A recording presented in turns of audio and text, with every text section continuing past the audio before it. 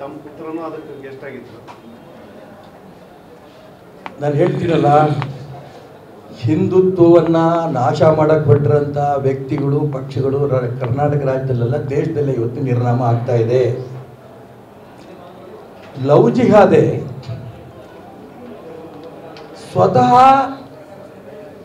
ಮುಖ್ಯಮಂತ್ರಿಗಳು, ಮಂತ್ರಿಗಳು, ಶಾಸಕರು ಅವ್ರ ಮಗಳನ್ನ ಯಾವುದೋ ಮುಸಲ್ಮಾನ ಆಸೆ ತೋರಿಸಿ ಭರವಸೆ ಉಂಟು ಮಾಡಿ ಹೊತ್ಕೊಂಡೋಗಿ ಅವ್ಳಿಗೆ ಅನ್ಯಾಯ ಮಾಡಿದಾಗ ಅವಾಗ ಮಗ ಅರ್ಥ ಆಗುತ್ತೆ ಲವ್ ಜಿಹಾದಿ ತಪ್ಪಿದೆ, ಈ ಕಾನೂನು ಸರಿ ಇದೆ ಅಂತ ಕೇಂದ್ರ ಸರ್ಕಾರ ತರ್ತಾ ಇರೋದಿಲ್ಲ.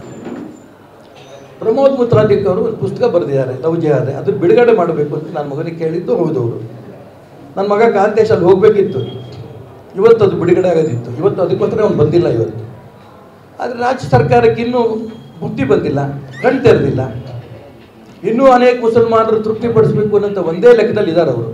ಜಿಲ್ಲಾಧಿಕಾರಿಗಳ ಮುಖಾಂತರ ಪ್ರಮೋದ್ ಮುತಾಲಿಕರವ್ರನ್ನ ಶಿವಮೊಗ್ಗಕ್ಕೆ ಒಳಗೆ ಬಿಟ್ಕೊಳಕ್ಕೆ ಹೋಗಿಲ್ಲ, ಕಾರ್ಯಕ್ರಮ ನಡೆಯಕ್ಕೆ ಬಿಟ್ಟಿಲ್ಲ. ನೋಡೋಣ ಎಷ್ಟು ದಿನ ಆಗುತ್ತೆ.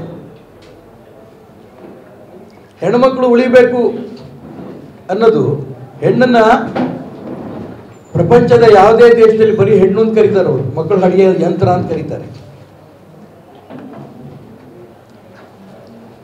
ಭೋಗದ ವಸ್ತು ಅಂತ ಕರೀತಾರೆ. ಆದರೆ ಹೆಣ್ಣನ್ನು ಭಾರತ ಮಾತ್ರ ತಾಯಿ ಅಂತ ಕರೆಯುವಂಥ ದೇಶ. ಆ ಹೆಣ್ಣಿನ ಮೇಲೆನೇ ಇವತ್ತು ಅತ್ಯಾಚಾರಗಳು, ಅನ್ಯಾಯಗಳು ಆಗ್ತಾ ಇರೋಂಥ ಸಂದರ್ಭ ಗೊತ್ತಿದ್ರೂ ಕೂಡ ರಾಜ್ಯ ಕಾಂಗ್ರೆಸ್ ಸರ್ಕಾರ ಮುತಾಲಿಕ್ ಅವ್ರನ್ನ ನಾವು ಬಿಡಲ್ಲ ಅಂತ ಮಾಡ್ಕೊಂಡು ಹೋಗಿರೋದು ಬಹಳ ದೊಡ್ಡ ತಪ್ಪಿದೆ.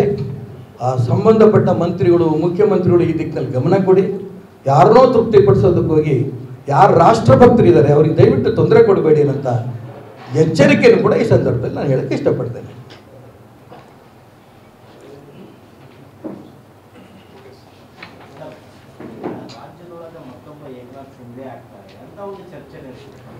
ನಾನು ರಾಜಕಾರಣ ಇಲ್ಲಿ ಮಾತಾಡಲ್ಲ, ಆದರೆ ನೀವು ಧರ್ಮದ ಬಗ್ಗೆ ಕೇಳಿದ ಪ್ರಶ್ನೆಗಳಿಗೆ ಮಾತ್ರ ನಾನು ಉತ್ತರ ಕೊಟ್ಟಿದ್ದೀನಿ.